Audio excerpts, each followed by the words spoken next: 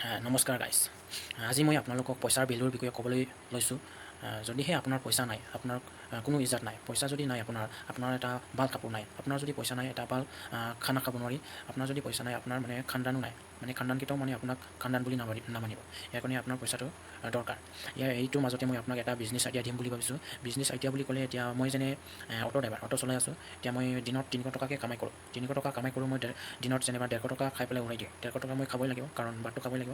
150 টকা মই জমা কৰোঁ। 150 টকা মই দিনত জমা কৰি পেলাই যেনিবা বছৰেকত 365 দিন ইনটু 150 বছৰেকত ওলাই আছে যেনিবা 2,54,750 টকা। যেনে বিজনেছ আইডিয়া বুলি ক'লে মই প্ৰথমে যেনিবা এনে এক্সাম্পল গাহৰি ফাৰ্মকে ধৰিলোঁ। আপুনি যদি গাহৰি ফাৰ্ম এটা খুলিবলৈ যায়, ইয়াত ঘৰ বনাব লাগিব। ঘৰ বনাব বুলি ক'লে আপোনাৰ যেনিবা খৰচটো এনে সৰু মৰু এটা ঘৰ বনালে যেনিবা মই ধৰিলোঁ যেনিবা 2,54,000 আপোনাৰ জমা হৈছিলে। ইয়াত আপুনি যেনিবা 54,000 ঘৰ বনাওঁতে খৰচ কৰি দিলে। এতিয়া আপোনাৰ বাছিল 2 লাখ টকা। 2 লাখ টকাত আপুনি যেনিবা 6জনী গাহৰি মাহাৰি কিনিলে। ইয়াত গ'ল যেনিবা আপুনি মাহাৰি অলপ ডাঙৰ চাইজটোৱে কিনিব। আপুনি যদি সৰু কিনে, আপোনাৰ যেনিবা ডাঙৰ কিনা সৰু কিনা দানা খুৱাওঁতে আপোনাৰ খৰচটো একে হৈ যায়। ইয়াৰ কাৰণে আপুনি ডাঙৰ মাহাৰিটোৱে কিনিবা। যেনিবা 6টা মাহাৰি কিনোতে আপোনাৰ যেনিবা এটা মাহাৰিত মই ধৰি ল'লোঁ 15,000 টকা। 15,000 হ'লে আপোনাৰ 6টা মাহাৰিত গ'ল 90,000 টকা। 90,000 টকাৰ আপোনাৰ যেনিবা এইটো 6টা মাহাৰিত গ'ল। এতিয়া আপোনাৰ খৰচ কৰিবলৈ যাওঁতে আপোনাৰ এইটো মানে 1 মাহ 1.5 মাহ এনেকুৱা পিছতে আপোনাৰ খৰচ হৈ যাব।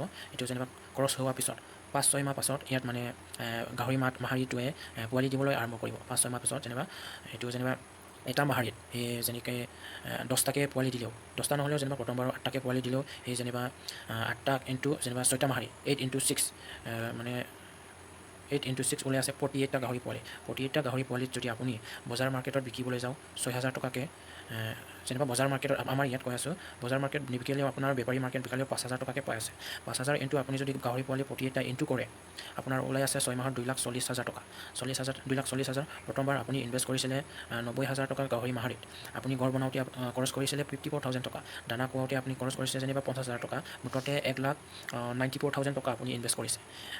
ইয়াতে আপুনি ৰিটাৰ্ণ পালে 2,40,000 টকা। মুঠতে মানে আপোনাৰ 50,60,000 টকা মানে 6 মাহত ইনকাম হৈছে।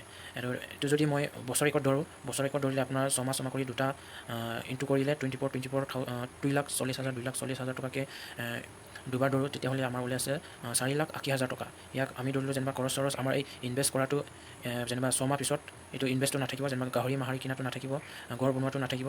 ইয়াত যেনিবা আপোনাৰ দানা খোৱাটো থাকিব 50,000 বছৰেকত যেনিবা 1 লাখ টকা।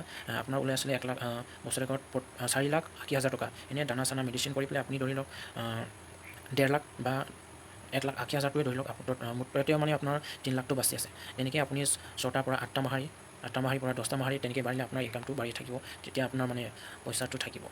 এইটো এটা মই আপোনাক বিজনেছ আইডিয়া দিলোঁ। এতিয়া ময়ো কৰিম বুলি ভাবিছে। আপোনালোকে বিজনেছ আইডিয়া কেনে লাগিছে কমেণ্টত জনাব, আৰু ভাল লাগিলে মানে মোকো মানে ক'ব, আৰু ময়ো কৰিম বুলি ভাবিছে। এতিয়া ময়ো মানে জমা কৰি আছে 150 টকাকৈ। এতিয়া 2-3 মাহ ধৰি মই জমা কৰি আছে। এতিয়া 6,000-7,000 মান মোৰ জমা হৈ আছে। বিজনেছ আইডিয়াটো ভাল লাগিলে মোক ক'ব, আৰু ময়ো কৰিম। Thank U.